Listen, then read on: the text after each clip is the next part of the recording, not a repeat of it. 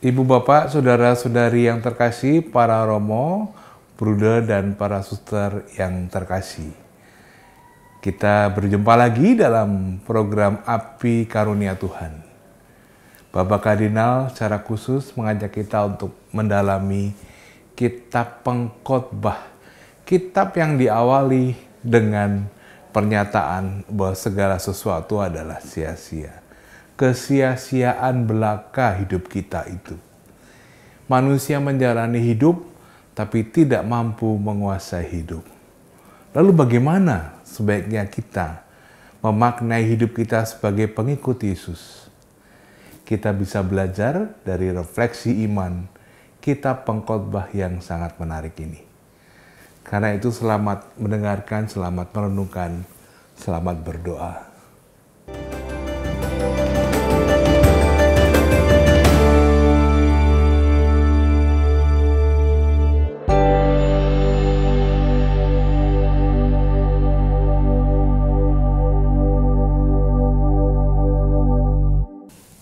Saudari-saudaraku yang terkasih, dalam percakapan yang lalu, kita sudah masuk ke kitab-kitab kebijaksanaan.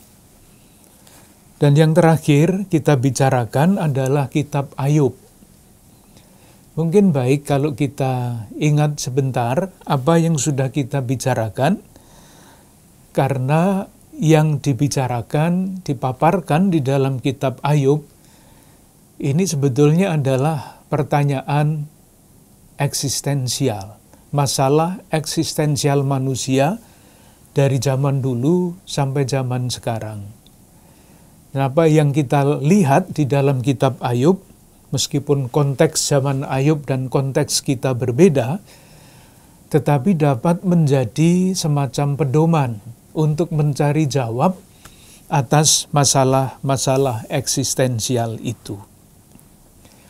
Pertanyaan yang paling dasar kita rumuskan begini. Mengapa orang saleh, orang yang baik, orang yang jujur menderita kalau Tuhan itu memang baik? Itu pertanyaannya. Di zaman kita sekarang rumusannya dapat seperti ini. Dosa apakah yang saya lakukan atau kita lakukan sehingga bencana berturut-turut menimpa kita? Dosa dihubungkan dengan bencana. Dosa dihubungkan dengan kehidupan yang tidak seperti yang kita cita-citakan. Nah, kitab Ayub menampilkan debat antara orang yang mempunyai pendapat tradisional dengan Ayub yang mempunyai pendapat yang berbeda. Dan nanti ada penengahnya, dan akhirnya Tuhan yang akan menyelesaikan masalah itu. Debat itu disampaikan oleh 3 teman Ayub. Mereka berpegang pada pendapat yang sangat tradisional ortodoks. Kalau orang menderita itu bukti jelas bahwa mereka atau dia berdosa. Sudah, titik di situ. Sementara Ayub dinyatakan benar baik oleh Allah maupun pengakuannya sendiri, ia tidak berdosa tetapi menderita. Itulah yang kita lihat dulu, misalnya pada bab 1 ayat 20, saya baca. Maka berdirilah Ayub, lalu mengoyak jubahnya, dan mencukur kepalanya, kemudian sujudlah ia dan menyembah, katanya, sesudah kekayaannya hilang, anak-anaknya hilang, inilah kata-kata Ayub. Dengan telanjang aku keluar dari kandungan ibuku. Dengan telanjang juga aku akan kembali ke dalamnya. Tuhan memberi, Tuhan yang mengambil, terpujilah Tuhan. dalam kesemuanya itu Ayub tidak berbuat dosa dan tidak menuduh Allah berbuat yang kurang patut. Jelas sekali posisinya. Itu dinyatakan sekali lagi pada bab 2 ayat 3. Firman Tuhan kepada iblis, apakah engkau memperhatikan hambaku Ayub? Sebab tiada seorang pun di bumi seperti dia, yang demikian saleh dan jujur, yang takut akan Allah dan menjauhi kejahatan. Nah sekarang, ia tetap tekun di dalam kesalehannya, meskipun engkau telah membujuk aku melawan dia untuk mencelakakannya tanpa alasan. Jelas sekali posisi Ayub. Nah kemudian sesudah debat antara ketiga temannya dengan Ayub itu mencapai puncaknya, muncullah yang mungkin dapat kita sebut wasit, yang kita sebut penengah, mulai pada bab 32 sampai dengan bab 37 dengan judul kata-kata Elihu. Kata-kata Elihu. Kita baca saja judul-judul dari bab 33 sampai dengan bab 37. Jadi Elihu menampilkan wajah Allah yang tidak seperti yang ditampilkan oleh ketiga sahabat Ayub itu. Bab 33 itu judulnya adalah Allah berfirman kepada manusia dengan berbagai-bagai cara. Ditegaskan lagi pada bab 34, Allah tidak berlaku curang. Bab 35, Allah memperhatikan penderitaan manusia. 36, tujuan sengsara ialah pertobatan. Kemudian ayat bab 37, kemuliaan Allah di alam semesta. Jadi perdebatan Ayub dengan tiga temannya selesai, tampil tokoh baru yang menjadi wasit perbedaan pendapat itu. Dan akhirnya tentu saja yang mempunyai kata akhir adalah Tuhan. Apa yang dikatakan Tuhan kepada Ayub? Pasal 38 sampai 42, jawab Tuhan kepada Ayub. Yang pertama, Tuhan itu menegur Ayub. Bab 38 ayat 1 sampai 2, kita baca, maka dari dalam badai Tuhan menjawab Ayub, siapakah dia yang menggelapkan keputusan dengan perkataan tidak berpengetahuan? Bersiaplah engkau sebagai laki-laki, aku akan menanyai engkau supaya engkau memberitahu aku. Ini dialog antara Tuhan dengan Ayub. Kita terus loncat ayat 29 sampai 30. Dari dalam kandungan siapakah keluar air beku? Dan embun beku di langit siapakah yang melahirkannya? Ayat 30, air membeku seperti batu, dan permukaan samudera raya mengeras. Jadi berdebat antara Tuhan dan Ayub.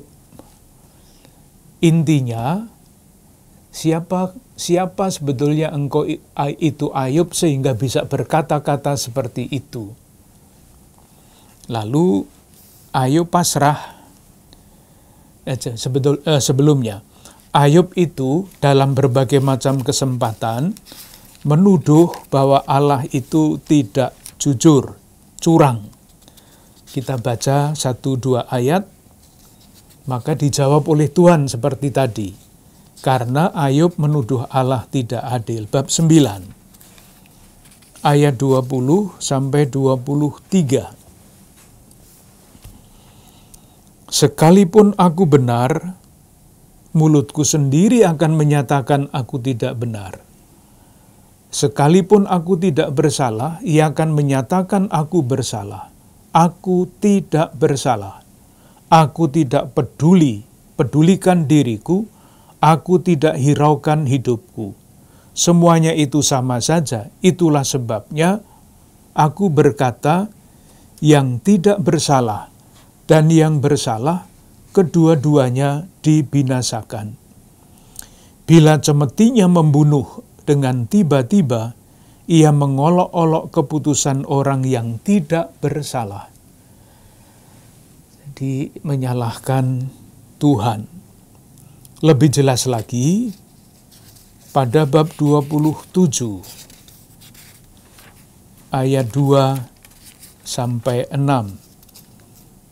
Ayub bab 27 ayat 3 sampai 6. Saya baca mulai ayat 1, maka Ayub melanjutkan uraiannya. Demi Allah yang hidup yang tidak memberi keadilan kepadaku. Ini, demi Allah yang hidup yang tidak memberi keadilan kepadaku. Biasanya kan demi Allah yang hidup yang telah menuntun umatnya dari perbudakan Mesir. Itu Allah yang menyelenggarakan sejarah, tetapi di sini dikatakan demi Allah yang hidup, positif, yang tidak memberi keadilan kepadaku. Dan demi yang maha kuasa, yang memedihkan hatiku. Itu pengalaman Ayub akan Allah seperti itu. Lalu dijawab oleh Allah yang tadi sudah kita mulai baca, bab 38. Nah, sesudah itu, sesudah mendengar apa yang dikatakan oleh Tuhan, Ayub pasrah. Itulah yang kita baca pada bab 39, ayat 34 sampai 38. Maka jawab Tuhan kepada Ayub, apakah si pengecam hendak berbantah dengan yang maha kuasa? Ditantang Ayub ini. Hendaklah yang mencela Allah menjawab. Mencela Allah yang adalah Ayub yang mengatakan Allah tidak adil. Maka jawab Ayub kepada Tuhan, sesungguhnya aku ini terlalu hina. Jawab apakah yang dapat kuberikan kepadamu? Mulutku kututup dengan tangan. Satu kali aku berbicara, tetapi tidak akan kuulangi. Bahkan 2 kali, tetapi tidak akan kulanjutkan. Itu Ayub sudah menyerah sesudah mendengar kata-kata Tuhan itu. Selanjutnya Tuhan menegur Elifas dan kawan-kawannya. Bab 42 ayat 7. Ini sahabat-sahabat Ayub yang menyalah-nyalahkan Ayub. Setelah Tuhan mengucapkan firman itu kepada Ayub, maka firman Tuhan kepada Elifas orang Teman, murkaku menyala terhadap engkau dan terhadap kedua sahabatmu, karena kamu tidak berkata benar tentang aku seperti hambaku Ayub. Jadi dengan mengatakan bahwa orang yang menderita itu pasti berdosa, pendapat tradisional itu disalahkan oleh Tuhan dengan menyalahkan Elifas. Karena kamu tidak berkata benar tentang aku, seperti hambaku Ayub. Dan itu semua berakhir pada ayat 10 dan seterusnya. Lalu Tuhan memulihkan keadaan Ayub setelah ia meminta doa untuk sahabat-sahabatnya. Jadi, Kalau pertanyaannya adalah, mengapa orang saleh menderita? Dijawab oleh pendapat tradisional, tidak ada orang saleh menderita. Kalau menderita, pasti orang berdosa. Itu posisi tradisional. Sementara yang mau ditampilkan di dalam kitab Ayub adalah kuasa Allah dan cara Allah bertindak di dalam sejarah tidak selalu dapat ditangkap dan dipahami oleh manusia. Segi misteri. Ingat apa yang menjadi kunci ketika kita berbicara mengenai Nabi Yeremia. Kuncinya ia pulih, ia bersemangat kembali ketika yakin bahwa Allah itu tidak hanya imanen, dapat dijelaskan, tetapi juga transenden, tidak bisa dipahami, tidak terjangkau oleh pikiran manusia. Itu yang pertama. Yang kedua, ditegaskan keyakinan iman bahwa Tuhan adalah pencipta dan penguasa sejarah. Ditegaskan, khususnya di dalam kata-kata Elihu.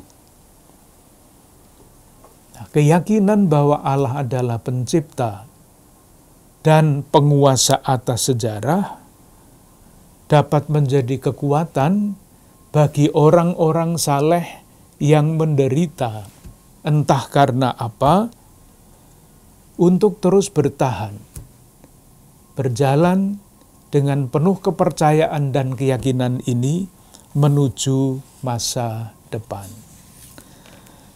Itu jawabannya secara konseptual, tetapi tentu kalau kita masuk di dalam situasi seperti itu, jawaban seperti itu pelan-pelan masuknya. Ketika kita merasa tidak bersalah dan kemudian harus menderita, pasti memberontak. Tetapi keyakinan seperti ini dapat membantu kita, siapapun kita, untuk terus bertahan. Takut akan Allah, artinya berbakti kepada Allah, dan dengan itu kita mendapatkan kekuatan untuk menatap masa depan dengan penuh keyakinan. Dengan demikian, saya merasa cukup untuk kitab Ayub.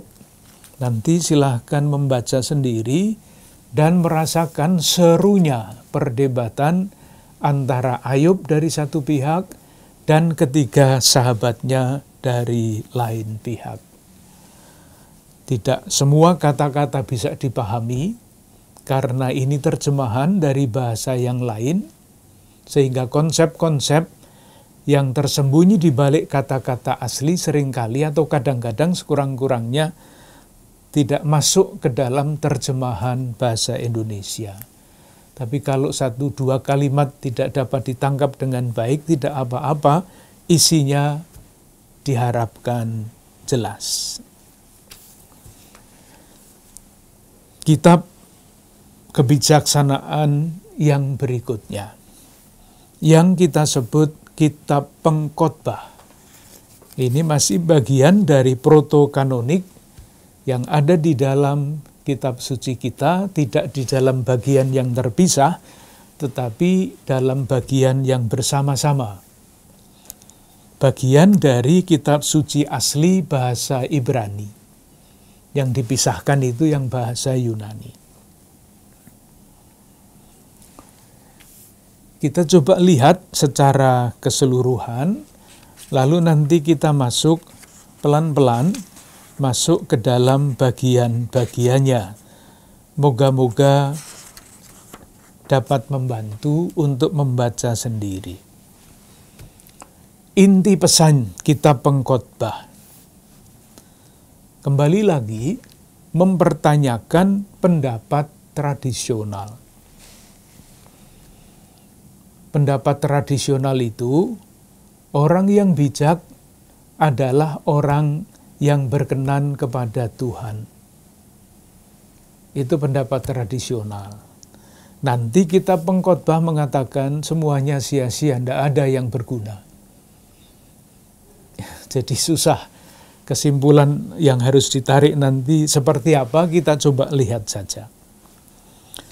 Apa bedanya kitab Ayub yang juga mempersoalkan pendapat tradisional dengan kitab pengkhotbah? Dalam kitab Ayub, tadi sudah kita bicarakan lagi, dikatakan dengan tegas bahwa penderitaan adalah akibat dosa. Dijawab salah. Jawabannya Allah penuh misteri. Rencananya tidak mungkin sepenuhnya ditangkap oleh manusia. Tetapi keyakinan bahwa Allah itu pencipta dan yang menyelenggarakan sejarah dapat menjadi kekuatan iman bagi saudari-saudara kita yang berada di dalam situasi seperti itu. Pengkhotbah berlawanan dengan harapan-harapan dari tulisan kebijaksanaan. Kalau tulisan kebijaksanaan itu kan mari kita mencari kebijaksanaan, lalu ditawarkan kebijaksanaan tertentu, daftarnya panjang. Tetapi kitab pengkhotbah mengatakan tidak ada gunanya manusia mencari kebijaksanaan, tidak ada gunanya, tidak ada faedahnya. Mengapa? Karena semua orang mati. Sehingga apapun yang dikerjakan selama hidupnya, ya akhirnya mati itu habis. Kita lihat 1-2 ayat yang menyatakan itu, dan pernyataan-pernyataan yang muncul setiap kali, yang berlawanan dengan pernyataan yang pertama. Bab 1 ayat 2. Inilah perkataan pengkhotbah anak Daud, Raja Yerusalem. Nah, sekarang ayat 2, kesia-siaan belaka, kata pengkhotbah, kesia-siaan belaka. Segala sesuatu adalah sia-sia. Menarik ya. Itu bab 1. Kita lihat bab yang terakhir. Jadi kunci itu mulai dengan sia-sia, berakhir dengan sia-sia. Bab 12 ayat 8. Kesia-siaan atas kesia-siaan, kata pengkhotbah, segala sesuatu adalah sia-sia. Coba silahkan merasakan, kitab ini dibuka dengan menyatakan segala sesuatu sia-sia. Ditutup segala sesuatu sia-sia. Selesai, semuanya sia-sia. Pertanyaan dalam kurung, kalau semuanya sia-sia, kenapa ada bab 1 sampai bab 12? Artinya di antara dua kata penutup dan kata pengunci itu ada macam-macam pembicaraan. Untuk apa menulis itu semua kalau semuanya sia-sia? Tentu pertanyaan. Lalu jawaban kita bagaimana sesudah membaca kitab pengkhotbah ini?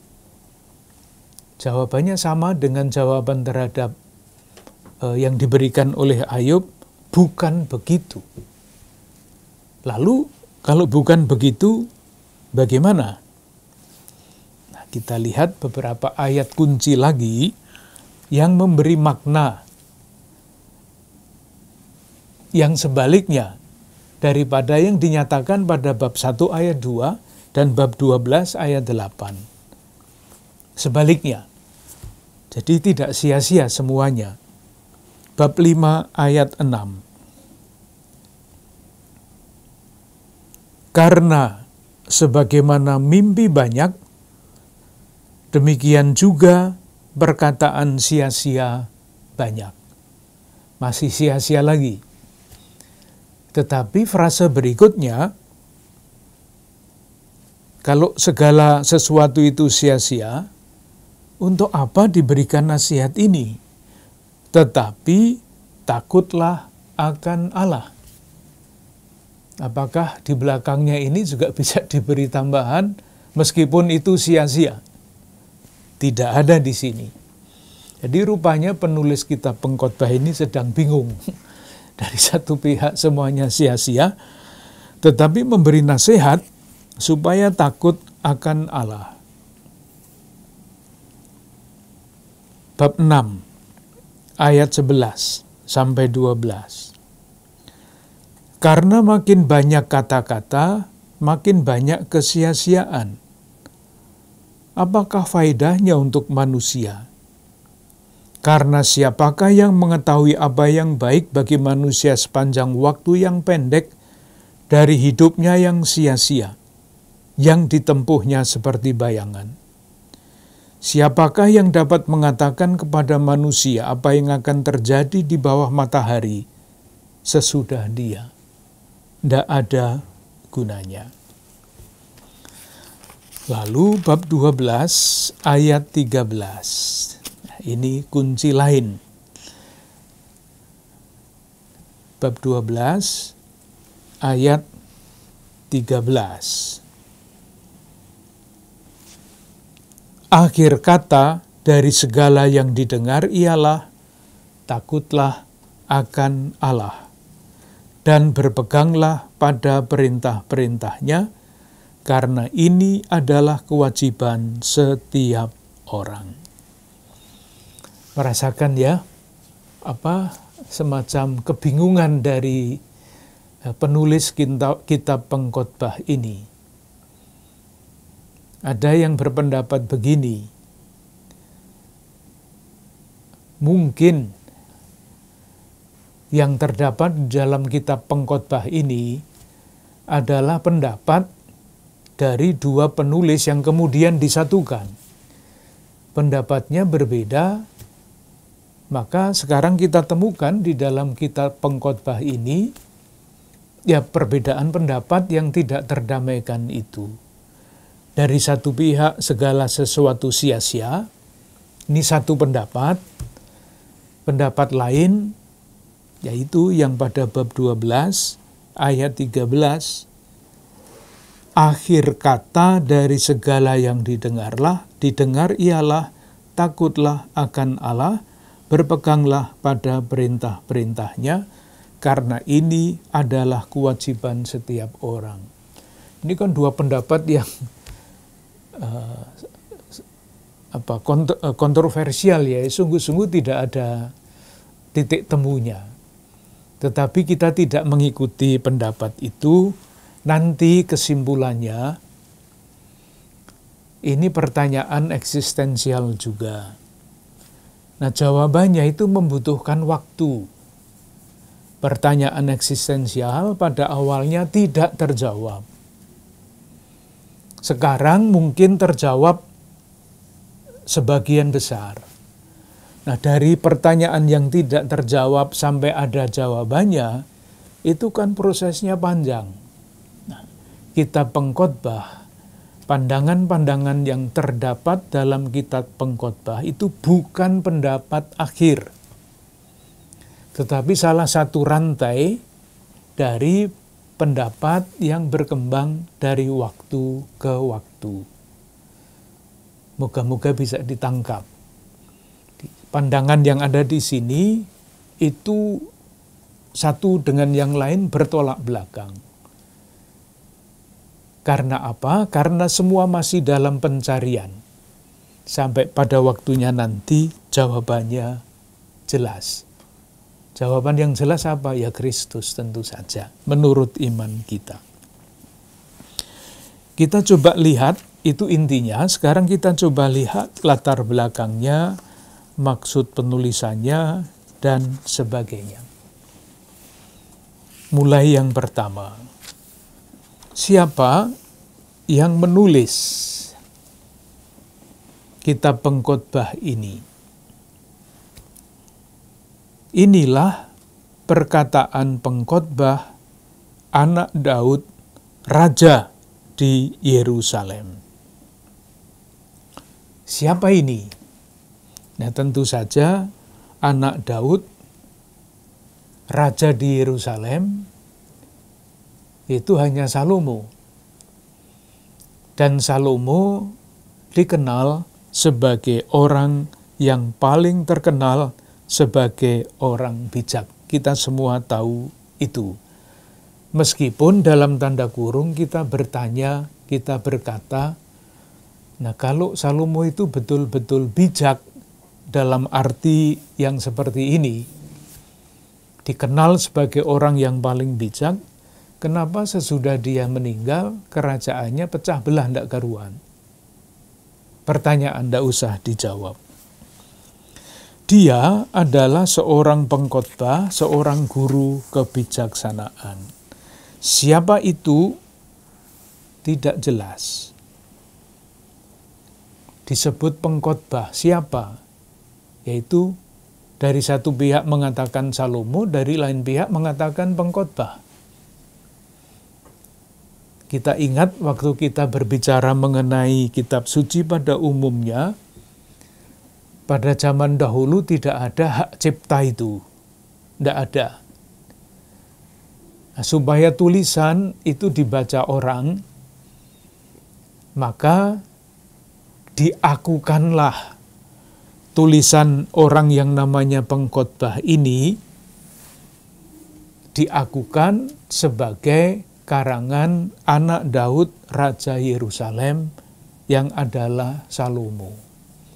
Sama mirip-mirip dengan zaman sekarang kalau menulis buku, lalu diminta minta pengantar dari Bapak Presiden, Bapak Menteri ini, supaya bukunya diterima orang. Mirip-mirip seperti itu.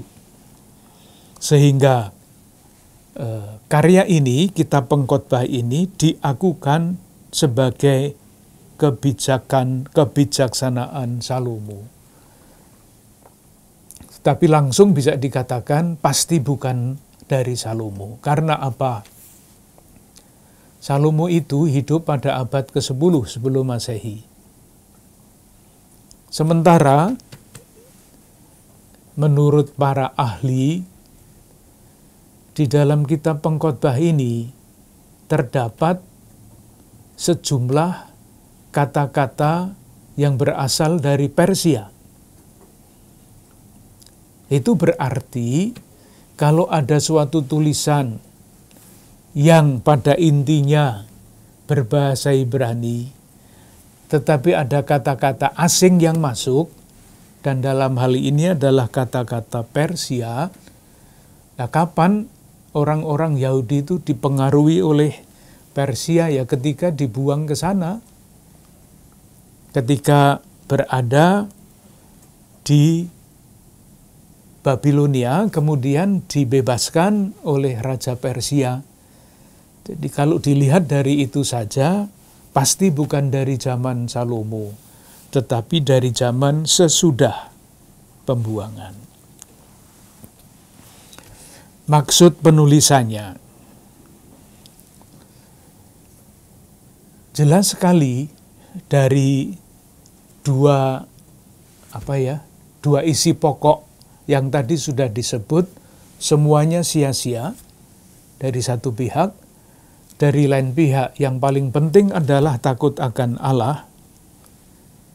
Dari dua hal itu saja kita sudah pasti dengan mudah dapat menyimpulkan bahwa kitab pengkhotbah, isi dari kitab pengkhotbah adalah usaha atau upaya untuk menemukan makna hidup.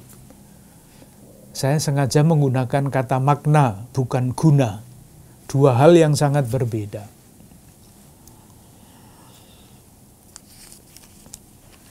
Kenapa harus dicari makna hidup itu?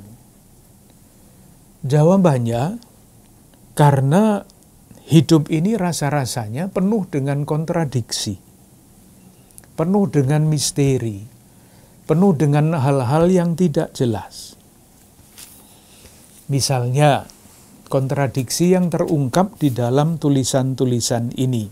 mengenai pekerjaan. Mengenai pekerjaan. Kita bekerja dan kita mencari makna dari pekerjaan itu. Bab 5 ayat 18. Bab 5 ayat 18. Setiap orang yang dikaruniai Allah kekayaan dan harta benda, dan kuasa untuk menikmatinya, untuk menerima bahagiannya, dan untuk bersukacita dalam jerih payahnya, juga itu pun karunia Allah. Jelas ya? Bekerja dan hasilnya untuk dinikmati, itu adalah karunia Allah. Sangat biasa pendapat seperti itu. Tetapi di tempat lain, bab 2 ayat 17. Bab 2 ayat 17. Mengenai pekerjaan. Oleh sebab itu, aku membenci hidup, karena aku menganggap menyusahkan apa yang dilakukan di bawah matahari. Apa yang dilakukan di bawah matahari itu ya bekerja itu. Sebab segala sesuatu adalah kesia-siaan dan usaha menjaring angin. Dari satu pihak bekerja itu adalah dan hasilnya adalah anugerah Allah. Dari lain pihak semua yang dilakukan di bawah matahari, bekerja dan lain-lainnya itu seperti orang yang berusaha menjaring angin. Tidak bisa. Karena apa? Kembali pada bab 5 ayat 13 sampai 15. Dan kekayaan itu binasa oleh kemalangan, sehingga tak ada sesuatu pun padanya untuk anaknya. Sebagaimana ia keluar dari kandungan ibunya, demikian juga ia akan pergi telanjang seperti ketika ia datang. Dan tak diperolehnya dari jerih payahnya suatu pun yang dapat dibawa dalam tangannya. Ini pun kemalangan yang menyedihkan. Baru saja dikatakan, atau kemudian dikatakan pada ayat 18, itu pun karunia Allah. Tetapi sebelumnya dikatakan apa tadi? Itu pun kemalangan yang menyedihkan. Kontradiksi. Soal hikmat. Kembali lagi bab 2 ayat 13 sampai 16. Hikmat itu lebih baik daripada kebodohan, ya jelas. Tetapi orang berhikmat maupun orang bodoh semua akan mati. Jadi untuk apa menjadi orang berhikmat? Bab 2 ayat 13 sampai 16. Dan aku melihat, ayat 13 bab 2, dan aku melihat bahwa hikmat melebihi kebodohan, seperti terang melebihi kegelapan. Mata orang berhikmat ada di kepalanya, sedangkan orang yang bodoh berjalan dalam kegelapan. Tetapi aku tahu juga bahwa nasib yang sama menimpa mereka semua. Jadi bagaimana? Lah itulah persoalannya. Kembali sebelumnya bab 2 ayat 9. Bab 2 ayat 9. Dengan demikian aku menjadi besar, bahkan lebih besar dari siapapun yang pernah hidup di Yerusalem sebelum aku. Dalam pada itu hikmatku tinggal tetap padaku. Jadi hebat, dengan segala macam usaha dia menjadi terkenal, menjadi orang berhikmat. Tetapi kemudian ayat 11, ketika aku meneliti segala pekerjaan yang telah dilakukan tanganku dan segala usaha yang telah kulakukan Untuk itu dengan jerih payah, lihatlah, segala sesuatu adalah kesia-siaan, dan usaha menjaring angin memang tak ada keuntungan di bawah matahari. Jadi bingung kan kita membaca ini, tapi ya sudah dibaca saja. Akhirnya ketemunya tentu kembali lagi pada pernyataan yang kedua. Kita teruskan baca untuk sampai ke sana kembali. Bab 8. Ayat 17, ayat 16 dan 17. Ketika aku memberi perhatianku untuk memahami hikmat dan melihat kegiatan yang dilakukan orang di dunia tanpa mengantuk siang malam, lihat, maka nyatalah kepadaku bahwa manusia tidak dapat menyelami segala pekerjaan Allah yang dilakukannya di bawah matahari. Yang dilakukannya, nyanya itu huruf kapital. Intinya, di sela-sela pernyataan-pernyataan bahwa segala sesuatu adalah sia-sia, ada pernyataan hikmat seperti apapun tidak dapat membantu untuk mengerti jalan Allah. Yang dikatakan ekstrim, segala sesuatu sia-sia. Tetapi di tengah-tengah yang ekstrim itu ada pendapat-pendapat yang moderat. Seperti tadi pada ayat 17, maka nyatalah padaku bahwa manusia tidak dapat menyelami segala pekerjaan Allah. Dan ini dilanjutkan, ini tersebar di beberapa tempat pernyataan seperti itu. Bab 7, ayat 13 sampai 14. Bab 7, ayat 13 sampai 14. Perhatikanlah pekerjaan Allah. Siapakah dapat meluruskan apa yang telah dibengkokkannya? Pada hari mujur bergembiralah, tetapi pada hari malang ingatlah bahwa hari malang ini pun dijadikan Allah seperti juga hari mujur, supaya manusia tidak dapat menemukan sesuatu mengenai masa depannya. Ini juga kalimat bingung lagi, yang tidak terjawab. Bab 8, ayat 12 sampai 13. Tadi sudah disebut. Bab 8, ayat 12 sampai 13. Walaupun orang yang berdosa dan yang berbuat jahat 100 kali hidup lama, namun aku tahu bahwa orang yang takut akan Allah akan beroleh kebahagiaan, sebab mereka takut terhadap hadirat-Nya. Tetapi orang yang fasik tidak akan beroleh kebahagiaan, dan seperti bayang-bayang ia tidak akan panjang umur, karena ia tidak takut terhadap hadirat Allah. Moga-moga merasakan tegangan ini dari satu pihak, yakin betul ekstrim semuanya sia-sia. Tetapi tersebar di mana-mana pernyataan-pernyataan seperti ini.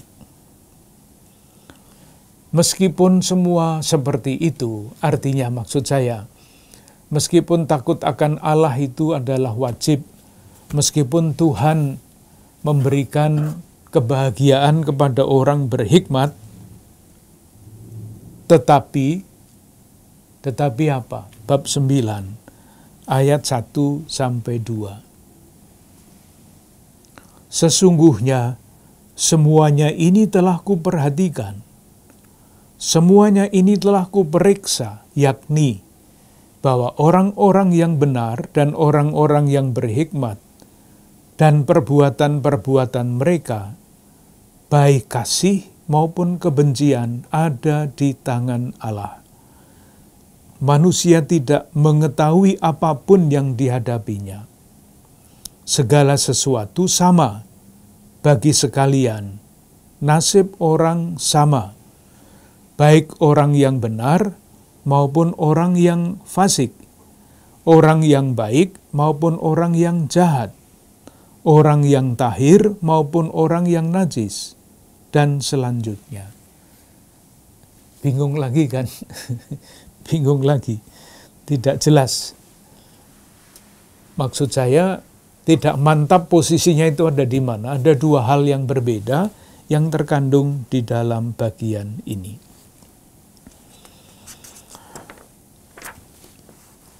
Lalu, kalau tadi pertanyaan awal adalah,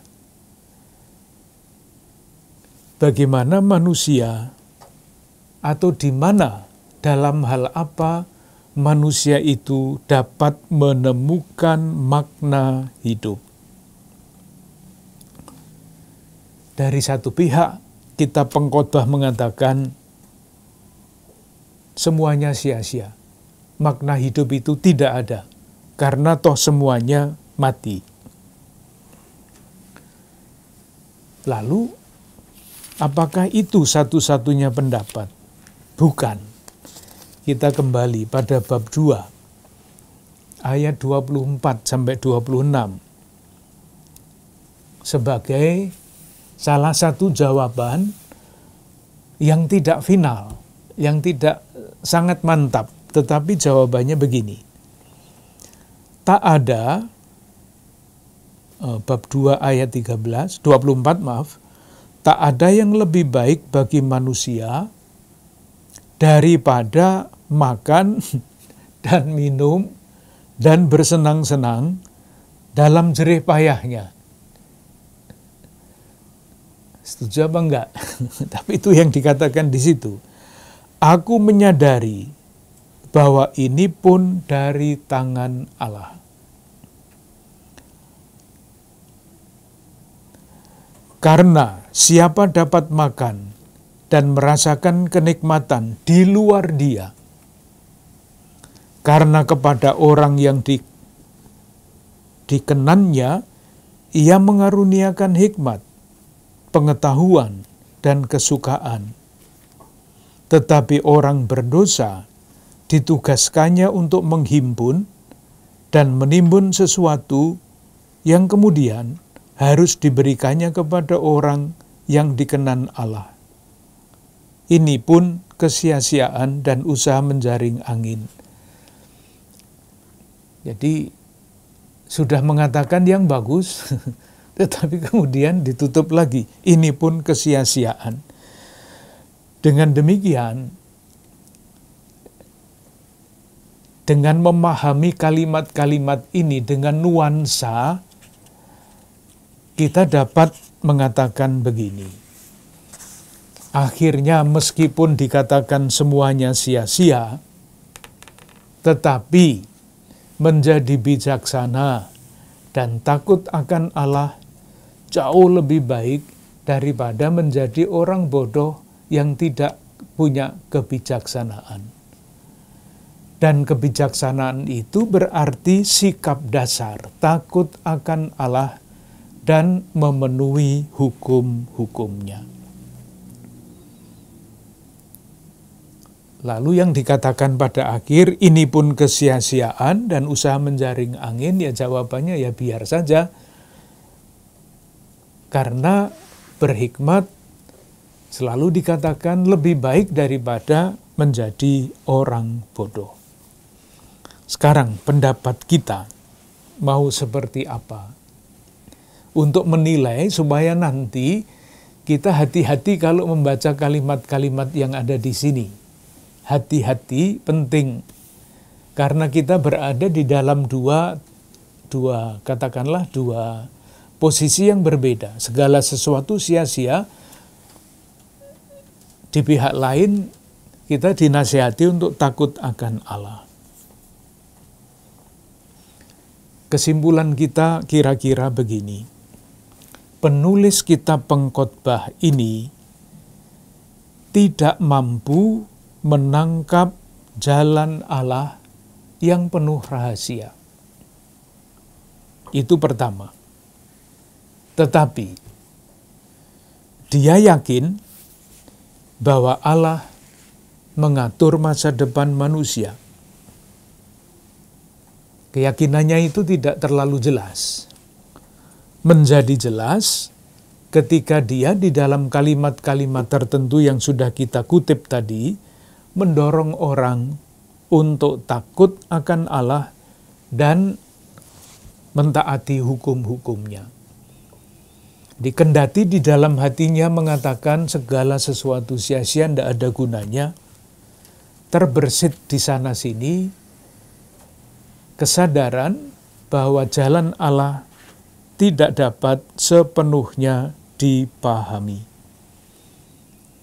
Ini penting, kesadaran bahwa jalan Allah tidak sepenuhnya bisa dipahami.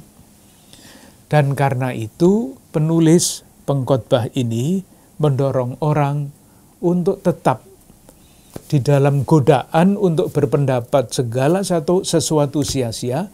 Di dalam godaan seperti itu tetap membangun rasa takut akan Allah dan mentaati hukum-hukumnya.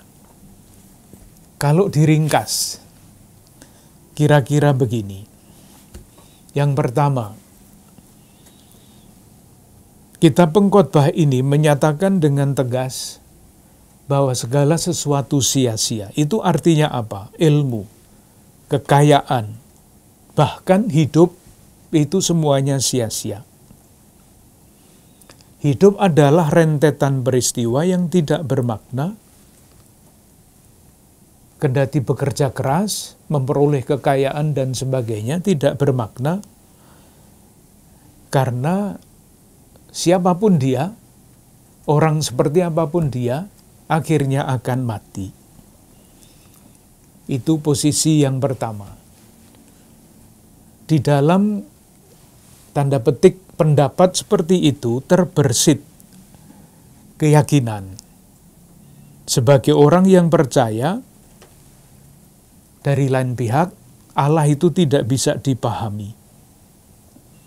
Sehingga manusia perlu menerima yang terjadi di dalam seluruh hidupnya dan tetap di dalam keadaan apapun tekun di dalam keyakinan untuk takut akan Tuhan dan untuk dengan keyakinan itu memberi tempat kepada peristiwa-peristiwa itu. Jadi peristiwa-peristiwa kehidupan yang kelihatannya sia-sia itu ditempatkan di dalam sikap takut akan Tuhan. Moga-moga tidak terlalu berbelit-belit. Kalau berbelit-belit itu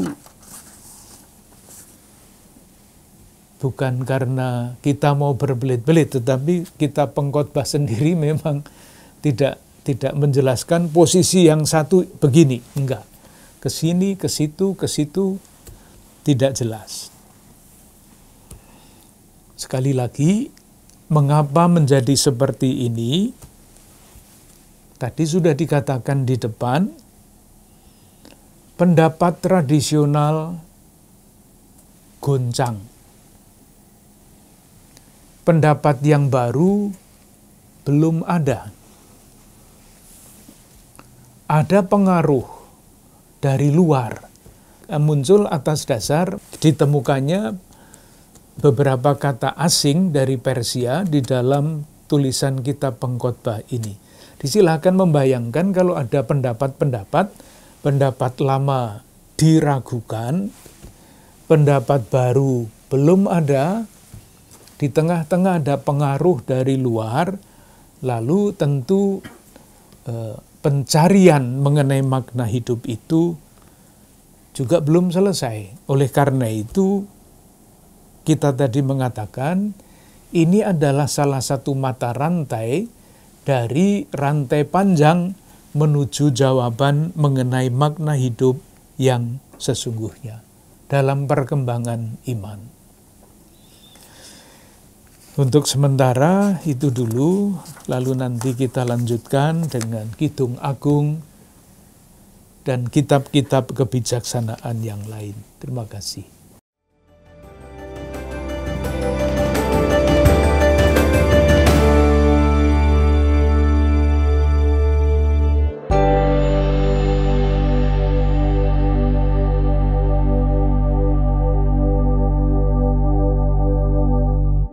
Saudari-saudara yang terkasih, ketika hidup dihadapi sebagai suatu misteri, di mana kehendak Tuhan kadang tidak dipahami, demikian juga pergulatan yang digambarkan di dalam kitab Pengkhotbah. Tantangan, kesulitan hidup, meskipun berbeda-beda dengan zaman sekarang, tetapi intinya sama. Kita tidak bisa menyelami misteri kehidupan dan menangkap kehendak Tuhan.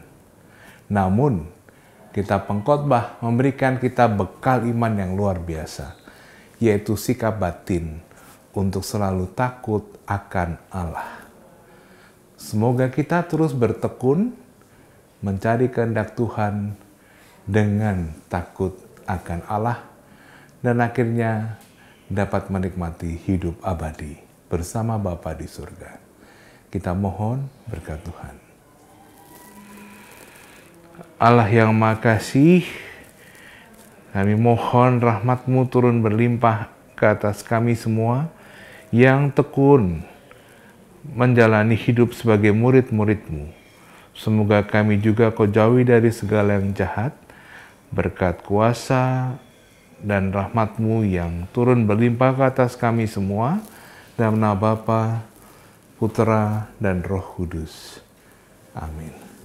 Terima kasih, sampai jumpa.